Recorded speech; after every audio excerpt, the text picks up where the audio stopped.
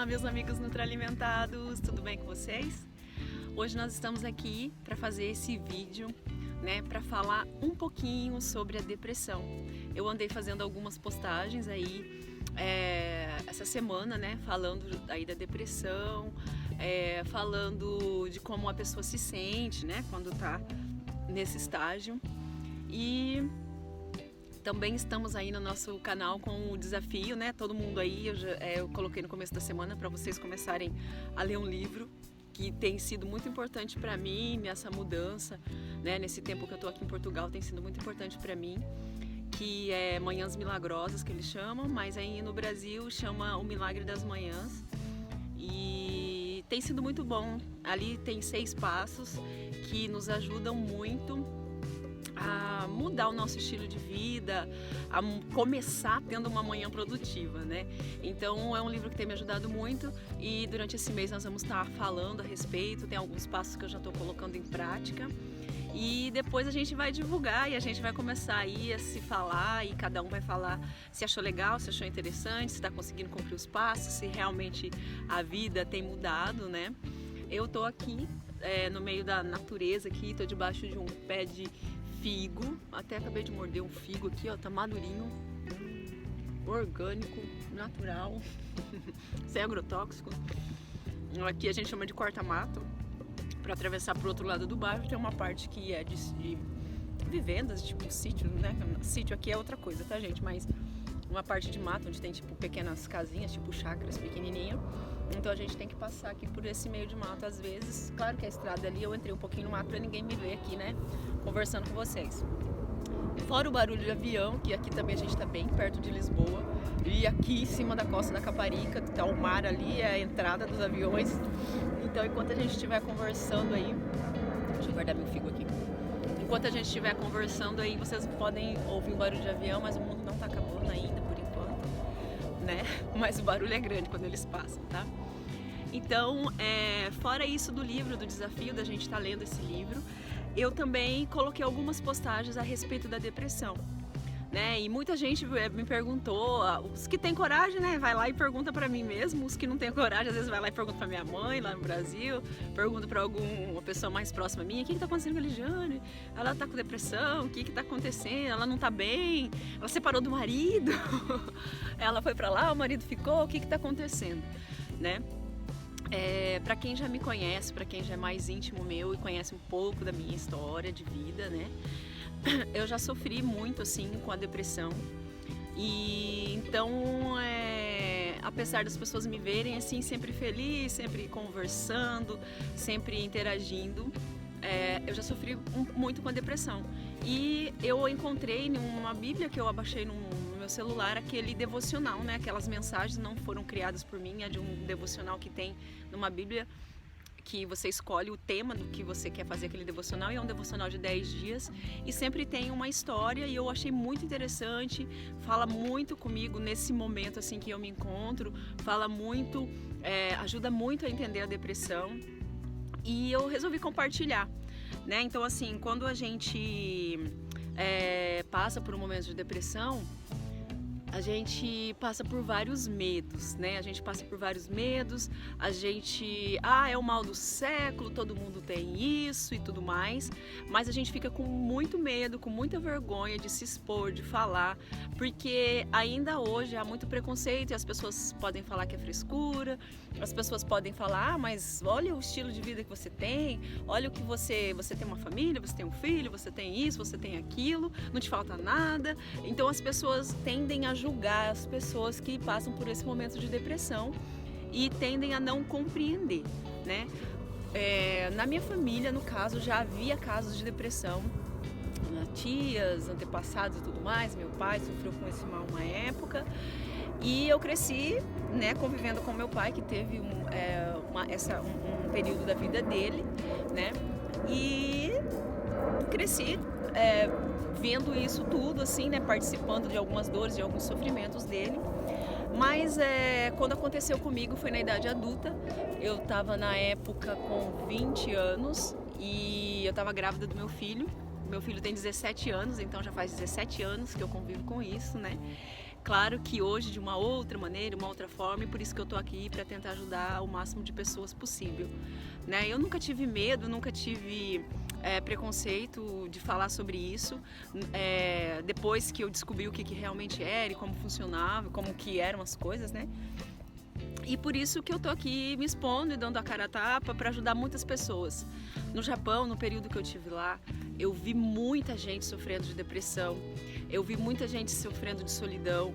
É um país que tem uma carga negativa muito pesada, né? Onde muitas pessoas se suicidam, muitas pessoas ficam sozinhas, ficam deprimidas, né? Então é aquela coisa, um país onde tem tudo, onde tem todos os meios de diversão e de coisas para distração, onde tem uma natureza incrível, linda, maravilhosa, parques, muito passeio gratuito que você pode fazer, mas as pessoas vivem meio que isoladas, meio que sozinhas, né?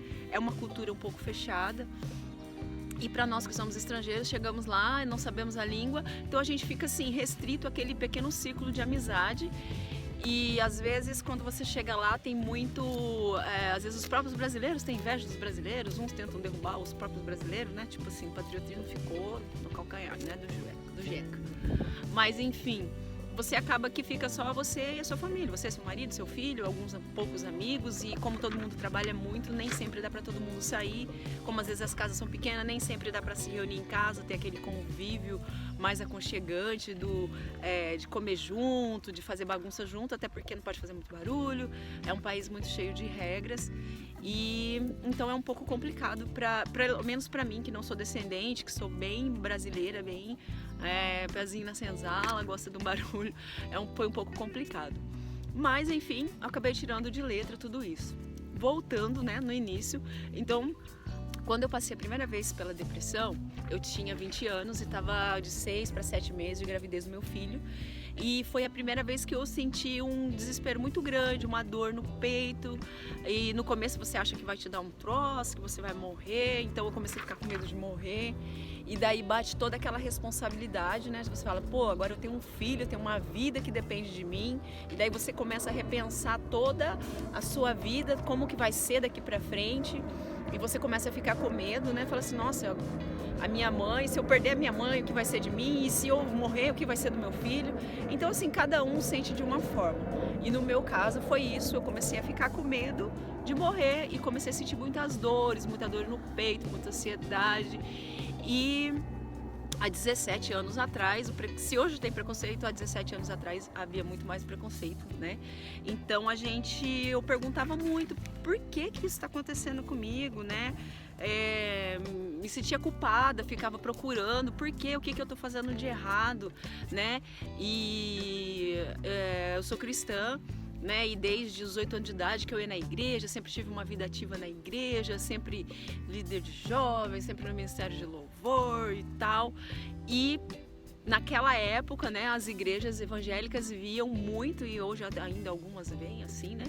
Não era visto como uma doença, era visto assim, crente com depressão tá endemoniado, né? Crente com depressão tá em pecado, tá fazendo alguma coisa errada, o que você tá fazendo de errado? Então as pessoas já começavam meio que te julgar sem saber o que é que tá acontecendo. E a gente ficava com muito medo até de se manifestar e de falar para as pessoas, porque você já sabia que era isso, porque era isso que você ouvia, né? Então eu comecei a ficar com muito medo, muito retraída, então eu me segurava o máximo que eu podia na frente das pessoas, mas quando tinha aquele momento de desespero, aqueles momentos de pânico, era só a minha mãe, né? Na época eu estava casada, no primeiro ano de casamento eu já engravidei, e o meu ex-marido não estava assim, também não entendia o que era depressão e não estava preparado para passar por aquilo. Foi um casamento difícil, onde a gente fez alguns planos e tivemos as nossas primeiras frustrações e todo um problema familiar que havia ocorrido. Então eu acho que assim, o copo encheu e transbordou.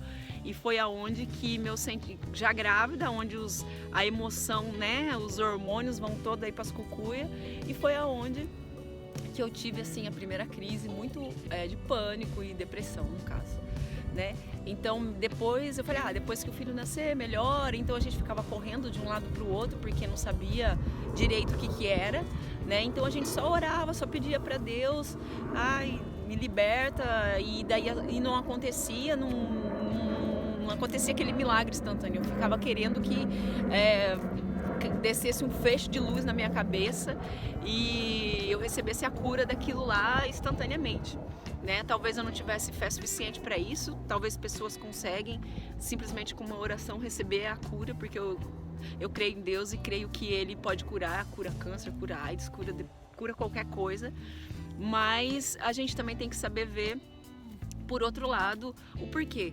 Né? Então foi muito porquê e muita culpa.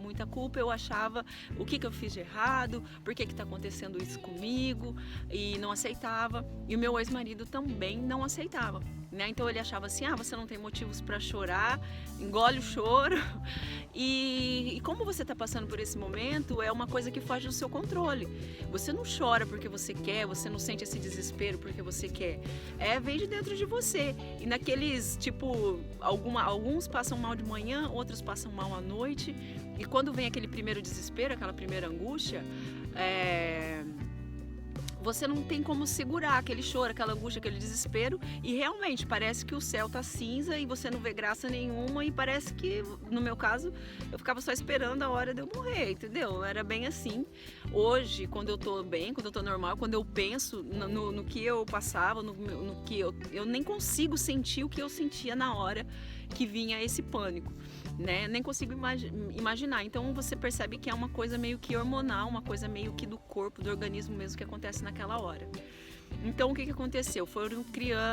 Criou mais, além de todos os problemas que eu estava passando, criou-se uma crise no casamento, porque o marido não aceitava, a minha mãe já tá sempre me apoiando, porque ela já tinha passado isso com meu pai, mas também não sabia muito. Então a única saída nossa era buscar de Deus. Era sempre orar, pedir oração e jejuar e fazer esses tipos de coisa. E nisso, eu comecei a tomar alguns medicamentos naturais. Eu não queria tomar medicamentos controlados, eu não queria ficar em cima de uma cama, eu não queria, às vezes, perder o sentido, porque eu tinha um filho, era um sonho muito grande meu ter um filho, então eu não queria perder os sentidos ou ficar dopada e não poder fazer meu trabalho de casa, não poder fazer as minhas coisas, né? Então eu não aceitava tomar o remédio. Tomava aqueles remédios naturais, chazinho disso, chazinho daquilo, e tipo, melhorava um pouquinho, eu parava. E daí cada vez que eu parava, ficava 2, 3 meses bem, voltava e aquilo decaía mais ainda, né?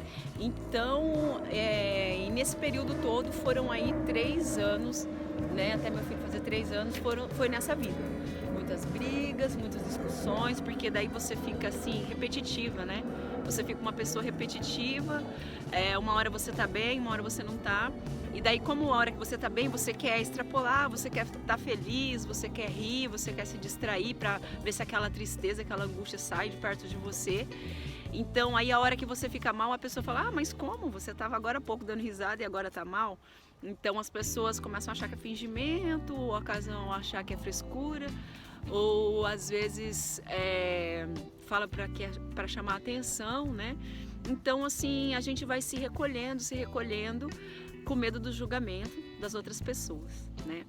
Então, o meu ponto ápice aí para poder cuidar da depressão foi aí quando eu já estava com 3 anos já sofrendo disso. E um dia eu passei muito mal. Eu morava numa cidade do Brasil, aí, do IEP, né, no estado de São Paulo. E eu liguei pra minha mãe e falei, olha, mãe, vem aqui onde eu tô, porque era ela mesmo, na verdade, que me socorria quando eu tava mal. Pode fazer o que você quiser, porque eu morria de medo de ter que ficar internada numa clínica, né, psiquiátrica, e eu ficar doida e tal. E eu falei pra minha mãe, falei assim, mãe, vem aqui onde eu tô e pode me levar porque onde você quiser, só não me deixa internada. Leva, toma injeção, amarra, põe no quarto, faz qualquer coisa, mas me tira dessa dor, me tira desse sofrimento aqui e tal. E a minha mãe veio e veio em casa, né, e pediu, ela e uma outra amiga nossa, pediu pro meu ex-marido, falou se ele concordava da gente levar no médico e tal. E a gente foi. E a gente foi numa clínica mesmo, uma clínica psiquiatra, onde internavam as pessoas, né? Chamava CAPS, mas era no Brasil chama CAPS, essa clínica é do governo e tal. E a gente, pelo SUS, né? Então nós fomos nessa clínica E eu fiquei com muito medo quando eu vi muitas pessoas assim com problemas mentais mesmo e que estavam internadas, e muitas cenas ruins quando você vai nesse tipo de consultório assim, onde interna as pessoas, você vê algumas cenas e você já estando debilitado e mal, você fica um pouco mais triste, né? Nosso vídeo já deu 15 minutinhos, né? Eu falo demais, né, gente?